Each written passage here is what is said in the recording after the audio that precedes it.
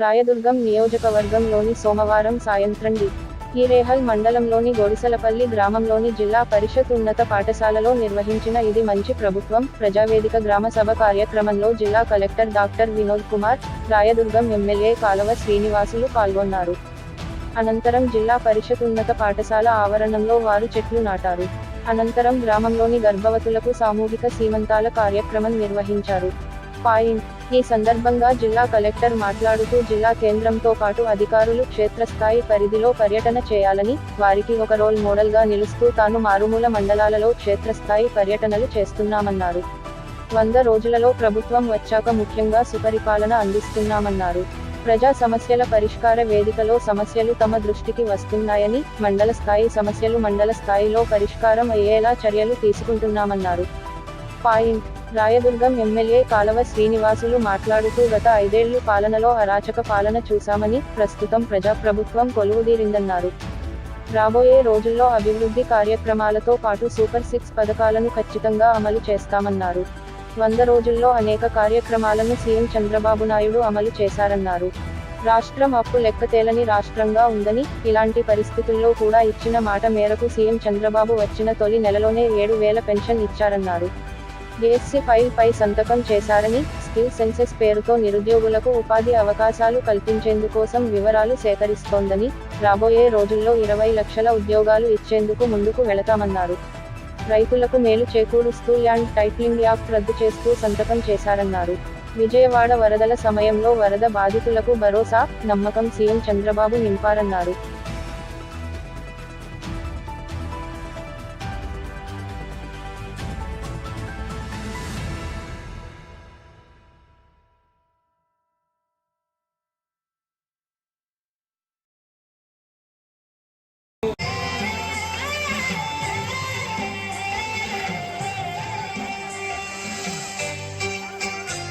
గత 30 సంవత్సరాల క్రితం సార్ తాగునీటి కూడా దోచుకొని విలేజ్ ఈ గ్రామం.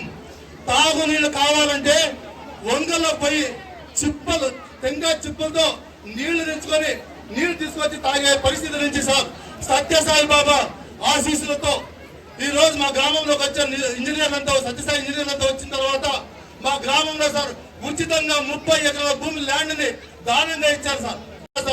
12 గ్రామాలకి స్వచ్ఛమైన తాగునీటి ఇవ్వాలని చెప్పే సంకల్పంతో ఇచ్చారు సార్. కానీ సార్ మా దురదృష్టం ఏమంటే సార్ 14 సంవత్సరాలు అయింది సార్, మాన్యువల్ అయింది, పైపింగ్ అయింది సార్. పైపింగ్ కావడం వల్ల 30% వాటర్ మాత్రమే మనం ట్యాంక్ ఫుల్ఫిల్ చేయగలుగుతున్నాం సార్. జిల్లా కలెక్టర్ గారి ద్వారా ఈ మండలానికి నియోజకవర్గానికి తెచ్చుకునేదానికి అవకాశం ఉంది.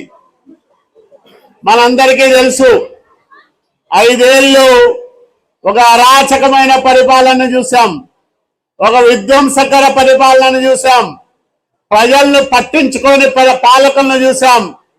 కానీ ఈ రాష్ట్రంలో మీ అందరి ఆశీస్సులతో, మీ అందరి దీక్ష దక్షతలతో, పట్టుదలగా మీరందరూ ఓటేయడం వల్ల ఒక ప్రజాప్రభుత్వం కొలువుదీరి 100 రోజులు గడిచిపోయిందని మీ అందరికీ నేను గుర్తు చేస్తా ఉన్నా. 100 రోజుల్లో ఏం జరిగిందో ఒకసారి మననం చేసుకుంటూనే రాబోయే రోజుల్లో మనం తీసుకోవాల్సిన కార్యక్రమాలను ప్రణాళికాబద్ధంగా ముందుకు నడిపించాల్సిన అవసరం కూడా ఉందని మీ అందరికీ నేను మనవి చేస్తా ఉన్నా. ఆనందంగా ఉండాలి, సౌకర్యవంతంగా జీవించాలనే ఉద్దేశంతోనే ఈ కార్యక్రమాలన్నీ కూడా చేయగలిగాం. మరి ఈరోజు మళ్ళా మన ప్రభుత్వం వచ్చింది.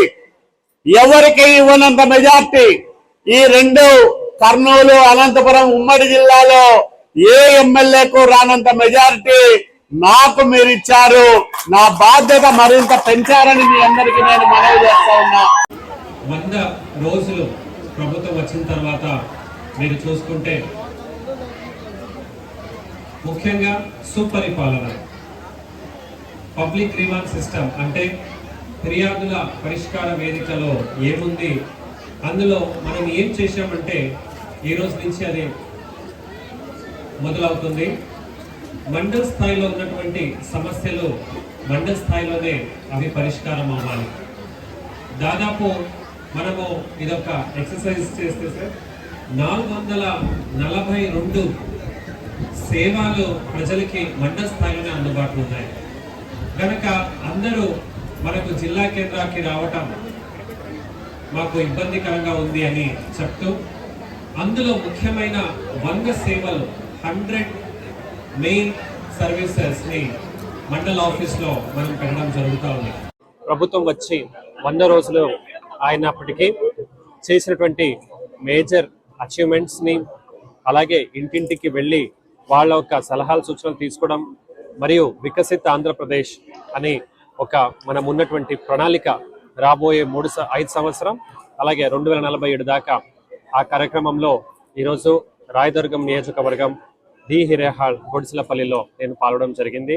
అంటే ప్రతిరోజు ఒక్కొక్క నియోజకవర్గంలో నేను పాల్గొంటున్నాను.